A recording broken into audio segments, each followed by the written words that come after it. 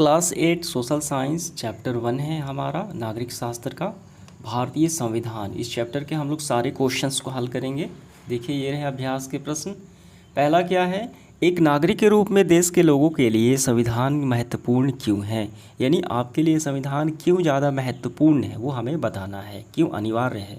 इसका आंसर हम यहाँ से करेंगे। जिस तरह एक छोटे से इलाके के विकास एवं खुशहाली के लिए नियमों की आवश्यकता पड़ती है, उसी तरीके से देश को चलाने के लिए नियमों की आवश्यकता पड़ती है, जो संविधान के रूप में हर देश ने ये अपनाया जाता है। ठीक है, संविधान में नागरिकों के अधिकार व कर्तव्यों का वर्णन किया जाता है और वह उसकी ये बताया जाता है कि अगर नागरिक के किसी अधिकार का हनन होता है या खतरा पड़ता है तो वो उस परिस्थिति में उसे क्या करना चाहिए।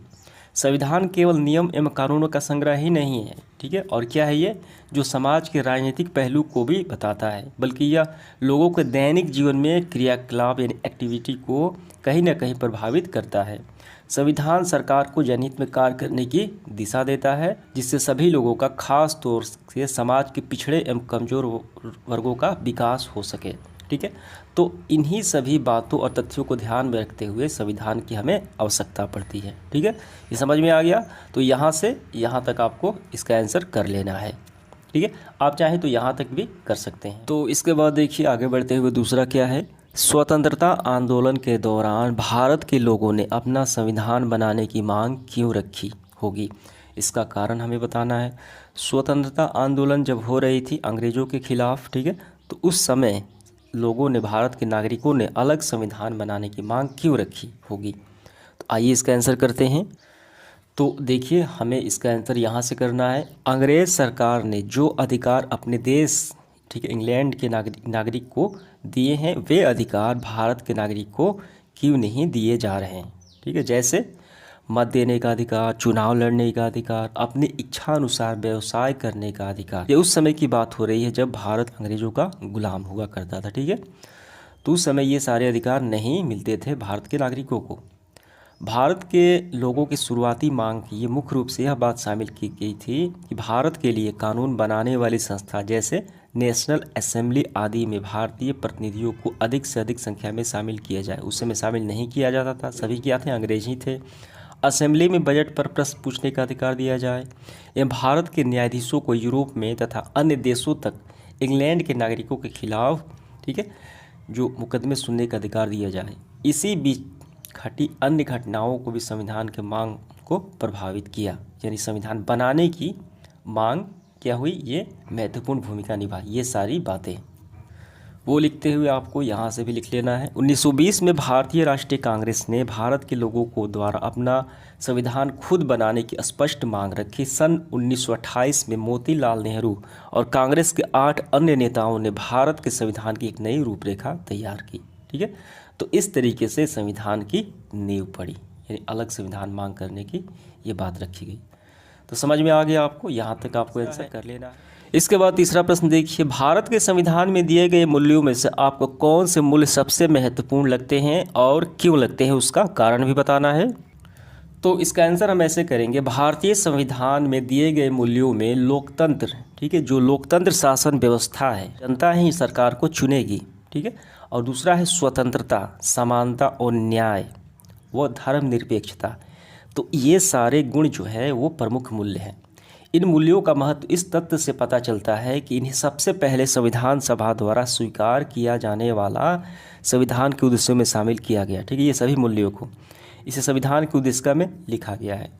तो क्या समझ में आया, ये सारे मूल्य सबसे महत्वपूर्ण माने जाते हैं। इसके बाद देखिए चौथा प्रश्न, संविधान में दिए गए समता और सामाजिक न्याय को लागू करने के लिए सरकार द्वारा जो योजनाएं चला रही हैं उन्हें निम्न तालिका में हमें भरना है। तो हम इस तरीके से भरेंगे। देखिए पहला क्या है, अनुसूचित जाति एवं जनजातियों SC/ST के बच्चों के लिए छात्रवृत्ति योजना होती है। ठीक है, और दूसरा वृद्धा पेंशन योजना। तीसरा है निम्न वर्ग एवं पिछड़ा वर्गों के लिए आरक्षण की सुविधाएं वो मिलती हैं। ठीक है, वो सामाजिक समता के लिए हो गई। और सामाजिक न्याय के लिए अनुसूचित जातियों SC/ST के छात्र छात्राओं के लिए आवास की व्यवस्था, मुख्य पुस्तक छात्राओं को साइकिल देना, खास ज़रूरतों वाले लोगों के लिए विशेष सुविधाएं जैसे रैंप बनवाना, पहिया कुर्सियों का प्रबंध करना। ठीक है, और ये सारे यहाँ पे वृद्धा पेंशन भी हो सकता है। तो यही आपको आंसर में करना है, यहाँ पे भरना है। अब इसके बाद देखिए आगे बढ़ते हुए पांचवा क्या है, हमें ये पूरा गद्यांश को पढ़ना है और उसके बाद जो प्रश्न पूछे गए हैं उसका आंसर हमें करना है। आइए सबसे पहले आप इसको पढ़ लीजिए, तो इसका आंसर हम देखते हैं। तो देखिए क्या है इसका प्रश्न क्रमांक पहला, संविधान सभा के मूल अधिकारों की समिति में कौन से अधिकार यानी कौन कौन से विचार प्रमुख रूप से उभर रहे थे। जो संविधान सभा की जो मीटिंग हो रही थी वहाँ पे कौन से विचार उभर रहे थे, तो आपको यहाँ से करना है। सबसे पहले आपको लिखना है ये बातें, समिति के दो विचारधाराएं थी, ठीक है, ये लिखते हुए यहाँ से करना है। फिर ये दोनों विचारधाराएं दो अलग अलग दृष्टिकोण के मामले को देखती थी। पहला क्या है, एक विचारधारा यह मानती थी, यानी ये पूरा आपको लिखना है, एक विचारधारा ये मानती थी कि अधिकारों के इस प्रतिवेदन में जितने अधिक से अधिक संभव हो अधिकार शामिल करना चाहिए, यानी नागरिक को अधिकार देनी चाहिए, जितना अधिकार हो सके जो अदालत में सीधे लागू किए जाते, यानी उन अधिकारों का अगर हनन होता है तो वो नागरिक अदालत में सीधे जा सकता है। इन अधिकारों को लेकर कोई भी नागरिक बिना किसी कठिनाई के सीधे अदालत में जा सके और अपने अधिकार प्राप्त कर सके, ठीक है, ये पहला विचार। दूसरा विचार क्या हुआ रहा था, ये भी आपको लिखना है। दूसरी विचारधारा यह मत था कि मूल अधिकारों को कुछ ऐसी बहुत अनिवार्य बातों तक सीमित रखा जाना चाहिए जिन्हें आधारभूत माना जा सके, यानी जिसे जरूरी माना जा सके, ठीक है, ये दो विचारधाराएं थी। बस यहीं तक हो गया। अब इसके बाद देखिए दूसरा क्या प्रश्न है, आप इनमें से किस विचार के साथ सहमत हैं और क्यों। अभी हमने देखा जो विचारधाराएं थी, तो आप किसके साथ सहमत हैं, तो हम पहले वाले विचारधाराएं के साथ सहमत हैं। क्यों हैं, तो पहले वाले जो विचारधाराएं थी कि एक नागरिक को अधिक से अधिक अधिकार दिए जाएं और वो अपने अधिकारों का हनन के मामले में सीधे कहाँ जाए, वो अदालत में वो जा सके, ठीक है। तो इसका आंसर हमें कैसे करना है, तो इसका आंसर हमें ऐसे करना है, मैं प्रथम विचार के साथ सहमत हूँ क्योंकि यह विचारधारा लोगों को अधिक से अधिक अधिकार देने के पक्षधर है जिन्हें अदालत की सुरक्षा में सीधे सीधे ये प्राप्त होगी। इसके बाद तीसरा सवाल, संविधान सभा में सदस्य किस तरह किसी निर्णय पर पहुंचते थे। गद्यांश के आधार पर हमें शब्दों में लिखना है। तो जो भी निर्णय लिया जाता था वो आपसी बहस के आधार पर लिया जाता था और बीच का मार्ग अपनाया जाता था, ठीक है, दोनों पक्षों के बीच का मार्ग, पहले बहस होती थी। तो इसका आंसर हम कैसे लिखेंगे, तो इसका आंसर हम ऐसे लिखेंगे, संविधान सभा के सदस्य काफ़ी बहस के अंत में किसी मुद्दे पर बीच का रास्ता निकालते थे, एक अच्छा मध्यम मार्ग माना जा सकता है। तो इस तरीके से ये सेशन हमारा समाप्त हुआ और इसके बाद अगला वीडियो जो आएगा हम इसका चैप्टर नंबर दूसरा देखेंगे।